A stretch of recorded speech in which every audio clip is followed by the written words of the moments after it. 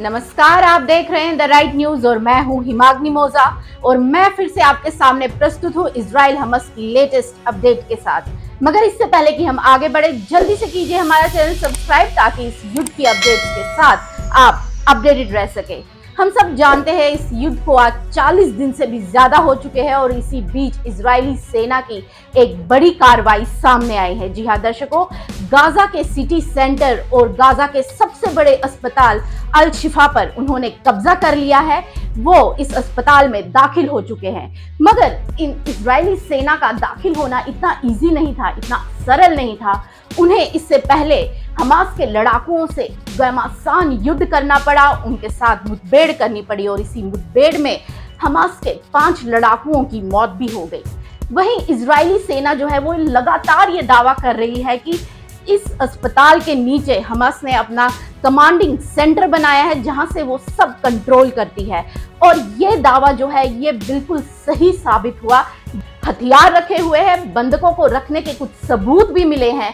वहां पे बच्चों के डाइपर्स, बच्चों की बोतलें, जो ऐसा लग रहा है कि उन बच्चों की होगी जो हमास द्वारा बंधक बनाए गए थे, दिखाई दिए। वहीं पे साथ में वहां पे उन्हें टॉयलेट्स भी मिले हैं जो ऐसा लग रहा था कि बंधकों के लिए बनाए गए हैं। जी हाँ, ये जो दावा है ये इजरायली सेना कब से कर रही है, कब से इसकी पुष्टि भी कर रही है और अब इस दावे का जो साथ है वो अमेरिका भी दे रही है। जी हाँ दर्शकों, अमेरिका भी अब इस दावे को मान रही है कि जो हमास के लड़ाकू हैं उन्होंने इस अस्पताल के नीचे अपनी सुरंग बनाई थी जिसमें वो सैन्य कार्रवाई करते थे, हथियार रखते थे, बंधकों को भी रखा हुआ था और यहीं से वो सारा कंट्रोल करते थे।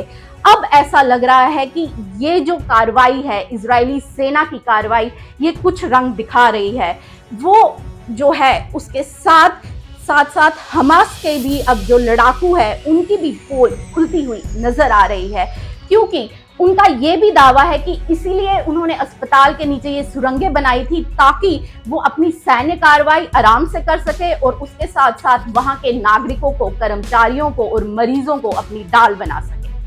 इसके साथ साथ ये भी एक बहुत चिंताजनक बात है कि जो ये अस्पताल है ये WHO के अंडर आता है। जी हाँ दर्शकों, खुद वर्ल्ड हेल्थ ऑर्गेनाइजेशन इस अस्पताल को चलाती है और फिर भी इसके नीचे ऐसी सुरंगें मिलना बहुत चिंताजनक बात है। वहीं इजरायली सेना का एक बड़ा एक्शन भी सामने आया है। उन्होंने कुछ तस्वीरें साझा की है जिसको देख के सभी हिल गए हैं। दरअसल इजरायली सेना ने गाजा के सांसद में अपने झंडे को फहराया है। जी हाँ, वही सांसद जहां पे हमास जो है वो अपना कार्य करता था। वहां पे झंडे फहराने का मतलब क्या है? वहां पे झंडे फहराने का मतलब ये है कि शायद इजरायली सेना अपना अनौपचारिक जीत का ऐलान कर रही है। अगर ऐसा है तो ये बहुत बड़ी बात है। इसी सवाल के साथ मुझे और मेरी वीडियो जर्नलिस्ट प्रिया भट्ट को दीजिए इजाजत। बने रहे द राइट न्यूज के साथ। लाइक कीजिए, कमेंट कीजिए, सब्सक्राइब कीजिए। नमस्कार।